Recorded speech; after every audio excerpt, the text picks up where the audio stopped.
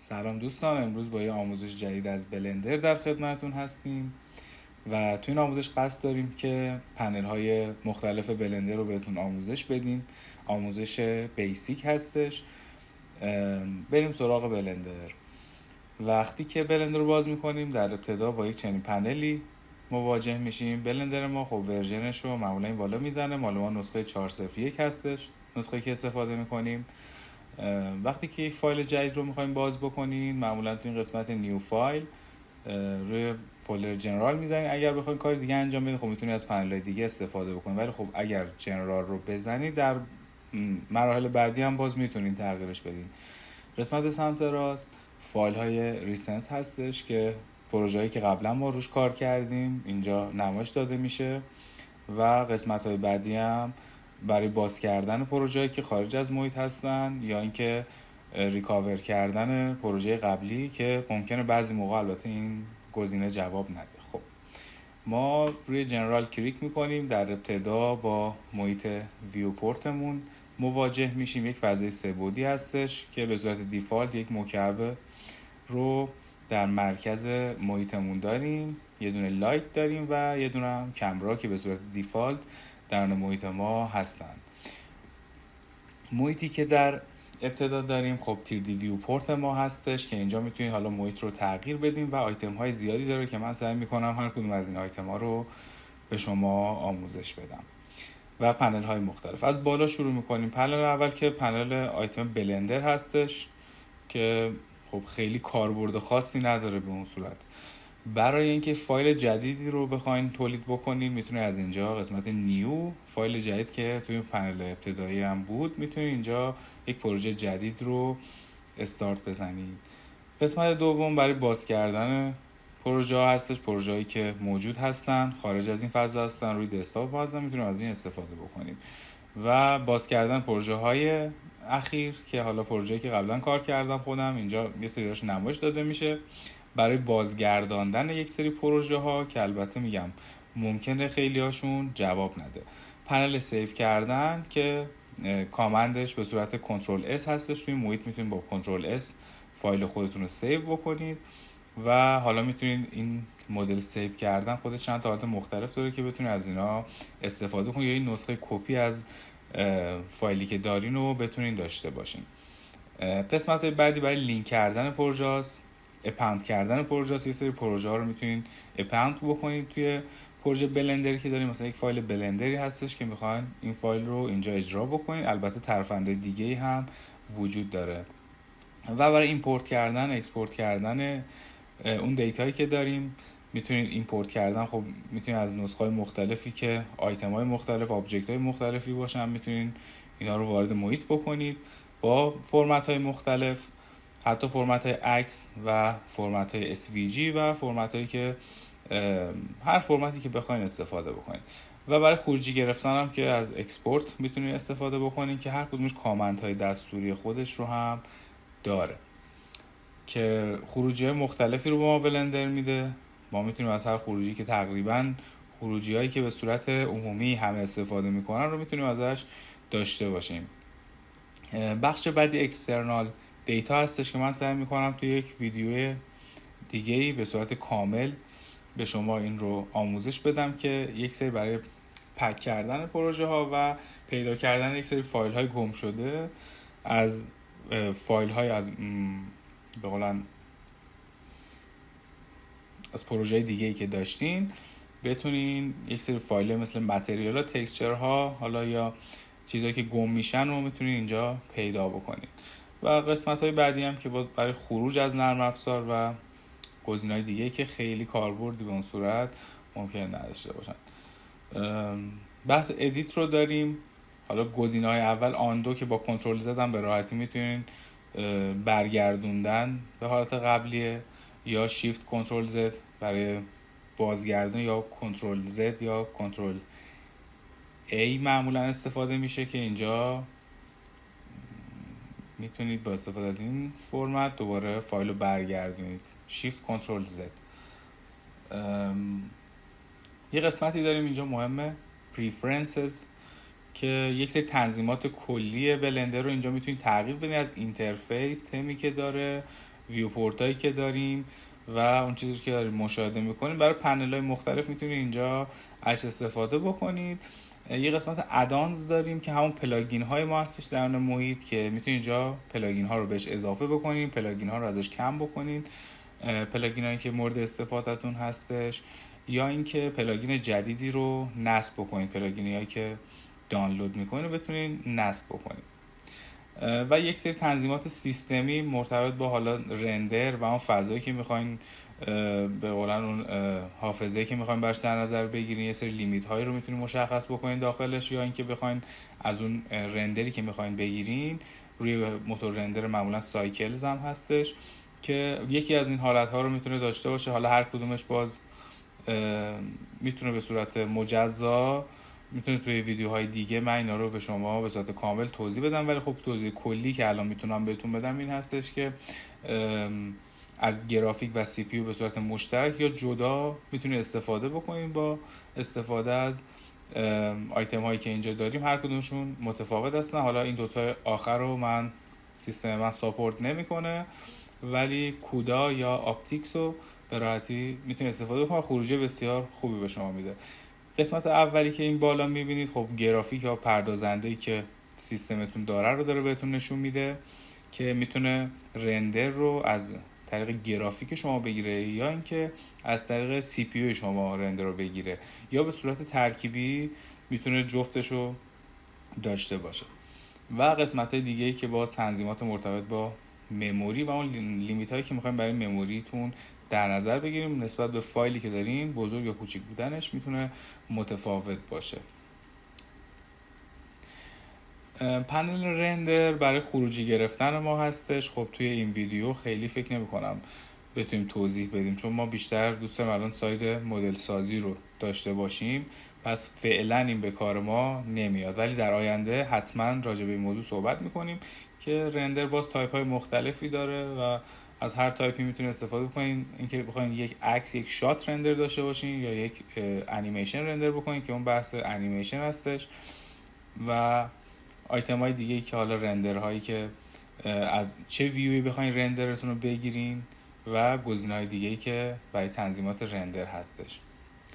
برای ویندوز هم خب اگر بخواین ویندوزهای بیشتری رو داشته باشین، پنل‌های بیشتری باز بکنین از محیط سه بعدی خودتون، به راحتی میتونین اینجا نیو ویندوز رو داشته باشین و یک سری آیتم‌های مرتبط باشه. گزینه هلپ هم داریم اینجا که خب کاری که ما داریم انجام میدیم بیشتر دقیقا همین موضوع هلپ هستش که حالا تو سایدهای مختلف میتونه اینجا البته بهتون کمک بکنه که یک سری ریفرنس های خوبی رو داره برای آموزش و نمیخوایم خیلی الان بهشون بپردازیم. خب توی محیطی که الان هستیم لیاوت هستش، یک محیط به صورت دیفالت هستش که لیاوته، ولی خب محیط های دیگه ای رو هم ما اینجا داریم و حتی میتونیم با پلاس اینجا محیط های جدید دیگه هم بهش اضافه بکنیم که بسیار گسترده هستش و هر کدوم از اینا یک کار خاصی رو برای ما انجام میده و میتونیم خب هر کدوم از اینا رو بهش اضافه بکنیم و محیط خودمون رو تغییر بدیم بسته به اون خواسته و نیازی که از محیط داریم. میتونه محیط ما تغییر بکنه. هر کدوم از اینا کاری میکنیم. برای بحث مدل سازی هستش، برای بحث اسکالپ هستش که بیشتر حالا فضاش میره سمت کاراکتر، برای ساختن یووی ها هستش، یووی مپ هایی که ما از آبجکت خودمون میخوایم داشته باشیم، از این پنل میتونیم استفاده کنیم و هر کدوم از اینا رو باز توی پنل های که اینجا داریم میتونیم به راحتی اینجا شیفت بکنیم و از این قسمت هم استفاده بکنیم که آیتم های مختلفی داره و همه آیتم ها رو من تو ویدیوهای دیگه هم به شما توضیح میدم که چگونه هستش. منوی سمت راست بالایی که داریم در حال حاضر همین قسمت آوتلاینری که هستش، کالکشن های ما و تمام آیتم هایی که ما داخل محیطمون داریم رو اینجا داریم و همون حالا تو نرم افزار مشابه دیگه همون لیر های ما هستش که درون این محیط به این صورت به اسم آوتلاینر هستش و تو محیط های 3D معمولا با آوتلاینر ما اینها رو میشناسیم و تمام آیتم ها اینجا هستن. ما میتونیم کالکشن های مختلف رو داشته باشیم، میتونیم هر آیتم های خاصمون رو دسته‌بندی بکنیم و درون این کالکشن ها قرار بدیم و دسترسی برای ما بسیار آسون باشه و این برای پروژه های استفاده میشه. مقدار پروژه که بزرگ بشه خب کالکشن خیلی کمک میکنه و اینا میتونه رنگ‌های مختلف داشته باشه و آیتم های مختلفی رو داخلش بذاریم، مثلا نورها، دوربین ها و آیتم ها هر کدوم به صورت مجزا باشه و آیتم هایی که باز داریم هر کدوم از اونها هم باز به صورت مجزا باشه و یک دسته‌بندی خیلی ترتمیز و شیکی رو به ما میده که به راحتی میتونیم ازشون استفاده بکنیم. پراپرتیز پنل، این پنل پایینی هستش، بسته به آیتمی که انتخاب میکنیم متغیره، هر کدوم از اینا خب یه کار خاصی رو انجام میده و این قسمت پراپرتیز پنل برای تنظیمات نسبت به حالا دوربین، آبجکت، نور، انیمیشن و کارهای دیگه، مخصوصا تو بحث مدل سازی که خیلی به ما کمک میکنه و یک پنل بسیار مهم هستش. خب داخل محیطمون ما برای اینکه بخوایم توی محیط حرکت بکنیم با استفاده از اسکرول، وقتی اسکرول رو فشار بدیم به راحتی میتونیم توی محیطمون حرکت رو داشته باشیم، ولی این بالا برای ما یک منوی تعبیه شده که به راحتی میتونیم اینو بچرخونیم با کلیک چپ و توی محیط خودمون حرکت بکنیم. و اگر بخوایم حالا نمای خاصی رو داشته باشیم میتونیم وارد اون نما بشیم. به عنوان مثال اگر نمای X رو بخوایم به این صورت کلیک میکنیم، نمای X رو داریم. اگر بخوایم نمای Y رو داشته باشیم و همینطور نمای Z رو به راحتی میتونیم از داخل این منو داشته باشیم و دستورهای دیگه هم هستش که بتونیم با استفاده ازش این منوها رو تغییر بدیم و به محض اینکه اسکرول رو فشار بدیم میتونیم از اون حالت خارج بشیم و برگردیم به همون حالت دیفالتی که بود. این قسمت پایین، پنلی که در این پایین داریم تایملاین ما هستش و برای ساخت انیمیشنه و فعلا بهش احتیاجی نداریم چون بحث ما الان توی انیمیشن نیستش، ولی خب اینو گفتم با عنوان نکته داشته باشین که یک سری آیتم ها رو هم این پایین داریم، از جمله کی فریم هایی که میتونیم اینجا بزنیم، اون تایملاینی که داریم بر حسب فریم بر ثانیه و ریکورد کردن و خیلی اطلاعات دیگه‌ای که میتونیم اینجا به راحتی برای ساخت انیمیشن ازشون استفاده بکنیم.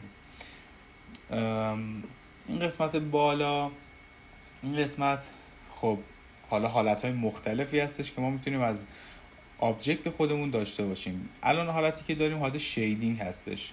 اگر بخوایم به حالت وای فریم بریم میزنیم روی این گزینه، اگر بخوایم به حالت سالید بریم فکر میکنم متریال پریویو در اصل، یعنی متریالی که رندر نشده، اون متریالی که روی آیتممون سوار میکنیم میتونیم اینجا ببینیم. البته این متریالی نداره و برای ساخت متریال میتونیم از این گزینه متریال استفاده بکنیم و این حالت رندر هستش. حالا موتور رندری که الان روش ثبت، یعنی به صورت دیفالت هستش، موتور رندر ایوی هستش که از لحاظ کیفیت بحث کلا سبک کارش مقدار متفاوت هستش. بیشتر کسایی که استفاده میکنن از بلندر بیشتر از موتور رندر سایکلز استفاده میکنن یا موتور رندرهای دیگه ای که خارج از این محیط میشه ازشون استفاده کرد. پس این پنل رندر که این گوشه داریم میتونه موتور رندر ما رو تغییر بده و آیتم های نسبت به رندری که میخوایم بگیریم هم میتونیم اینجا به راحتی تغییر بدیم و با این گزینه میتونیم بیایم روی اون حالت رندر و اینجا این گزینه رو داریم. یک قسمت دیگه هم در این گوشه هستش برای سلکت کردنه که ما به این صورت میتونیم حالا حالتهای مختلف داشته باشیم. مدل سلکت کردن ما میتونه اینجا متفاوت باشه و هر کدوم از اینا خب یه حالت مربعی داریم، یه حالت دایره داریم و حالت لاسو داریم که هر کدومشون به یک نحوی برای ما سلکت میکنه. بستگی به این که بخوایم چجوری آیتممون رو سلکت بکنیم میتونه این متفاوت باشه. کرسر که خیلی مهم هستش و کرسر یه جورایی خب ما برای مدل سازی خیلی ازش استفاده میکنیم. یک کامند هم داره که برای حرکت دادن کرسر کلا ما هر آیتم بخوایم اضافه بکنیم از این نقطه که کرسر هستش میتونیم اضافه بکنیم.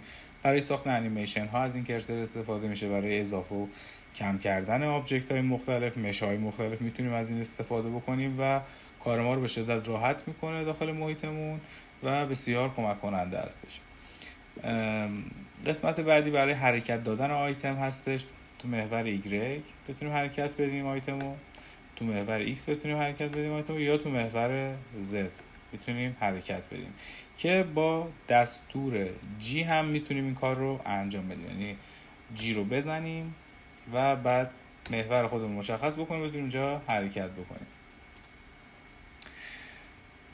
آیتم بعدی برای روتیت کردن هستش توی محیطمون که برای روتیت کردن توی محیط میتونیم از این آیتم استفاده کنیم. دقیقاً شبیه موو هستش، ولی خب برای روتیت کردن آیتم توی محورهای مختلف که باز با کامند آر هم میتونیم ما این کار رو انجام بدیم که سعی میکنم توی ویدیوهای بعدی حتما به این موضوع اشاره بکنم. خیلی مهم هستش و این موضوع خب کلا فعلا کاری که داریم انجام میدیم بیشتر آشنایی کلی با محیط هستش. قسمت بعدی برای اسکیل کردن داخل محیطمونه که میتونه توی محورهای مختلف این اسکیل انجام بشه و بسته به نیازمون بتونیم توی حالت مختلف اسکیل بکنیم، یا اینکه حالا بتونیم از دو قسمت یعنی از دو محور اسکیل رو انجام بدیم که بستگی داره میگم از کدوم محور رو بخوایم انجام بدیم. یعنی به صورت دوگانه هم حتی این کار رو میتونیم بکنیم. اگر میخوایم به صورت کلی این کار رو انجام بدیم میتونیم دکمه اس رو بزنیم و آیتم خودمون رو اسکیل بکنیم. برای حرکت دادن هستش توی محیط که به صورت کلی ترانسفورم تمام آیتم ها رو فعال میکنه. اینجا هم روتیت، هم اسکیل و هم موو کردن داخل محیطمون رو داریم. آیتم های بعدی رو سعی میکنم توی ویدیوهای بعدی بهتون بگم. و گزینه‌های دیگه‌ای که داریم اینجا باز برای زوم کردن، برای حرکت کردن توی محیطمونه، برای اینکه بخوایم حرکت کنیم. خیلی محیط خیلی کاربردی نیستن بجز حالا این گزینه که سویچ کردن روی دوربین هستش که میتونیم ازش استفاده بکنیم، یا اینکه حالت ایزومتریک رو داشته باشیم یا حالت پرسپکتیو رو توی محیطمون داشته باشیم که میتونیم باز از این استفاده کنیم که این پایینم میتونیم مشاهده بکنیم که با نامپد 5 هم این کار رو میشه انجام داد. تمام دستوراتی که ما داخل بلندر داریم همشون با کامندایی که روی کیبورد هستن هم به راحتی قابل اجرا هستن. فقط کافیه که اینا رو ما یاد بگیریم و بتونیم درست ازشون استفاده بکنیم. خیلی ممنونم که این ویدیو رو گوش دادین، نگاه کردین و امیدوارم هر جا هستین موفق باشین. لایک و سابسکرایب فراموش نشه و تا ویدیوهای بعدی شما رو به خدای بزرگ میسپارم.